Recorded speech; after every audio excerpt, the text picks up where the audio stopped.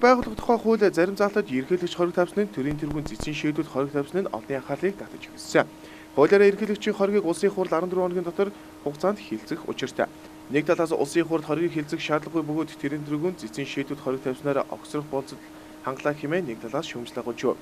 Харин өнөөдөр хууль зүйн байнгын орны хуралдаанаар ерөнхийлөгчийн тавьсан хоригийг хүлээн авах зүйтэй хэмээн хилцэж шийдвэрлэжээ. Хугацааны асуудлыг бол зайлшгүй харгалзаж үзэх ёстой л гэж ойлгож байгаа.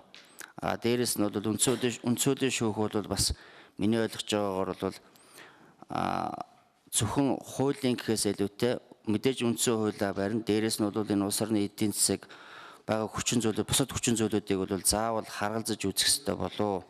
Хилцүүлгийн явцад ерөнхийлөгч өөрийн бүрэн эрхэд багтаагүй зүйлдээ хориг тавьж байна хэмээн сөрөг хүчний зүгээс шүүмжилсэн юм. Ямар ч үйлдэл хороо болчихсон юм. Үндсэн хууль мөнгө байхгүй учраас үндсэн хууль зөрчиж болно гэж л яриад ах юм. Ерөнхийлөгчийн зөвлөх санаатай юм чинь. Чин хаан сууж байгаа мэдэж байна уу чи? Тэ асуулт байна. Энэ үндсэн хуулийн тест чинь 3 төрлийн дүгнэлт гаргачаад байгаа маа гişүүдээ та нар анзаарсангүй юу? Бас ажилдаа төрдөө зарим сайн ухаж ойлгоогүй байж магадгүй. Нэгдүгээр аймагуудын дунд давзаалдах шатны шүүх байгуулсан чинь үндсэн хууль зөрчсөн гэдэг дүгнэлт гаргачихсан. Хоёрдугаарт эрийн иргэнийг шүүх гэж ялгасан чинь үндсэн хууль зөрчсөн гэдэг дүгнэлт гарчихсан. Гуравдугаарт нь дүүрэг дундын шүүх байгуулсан чинь үндсэн хууль зөрчсөн гэдэг ийм 3 юмдаа цэцгийн дүгнэлт гарчаад байгаа.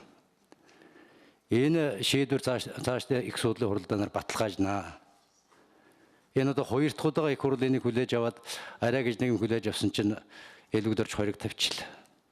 Элбэгдэрж юунд хориг тавьж яана вэ гэхээр шүүхийн шийдвэрт хориг тавьж байгаа маа тойроогаар. Энэ үндсэн хуулийн зөрчил мөө.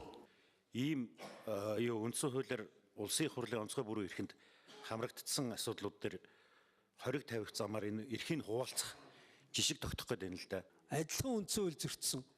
Адилхан үндсэн хуулийн маргаантай гэж ойлгож болно.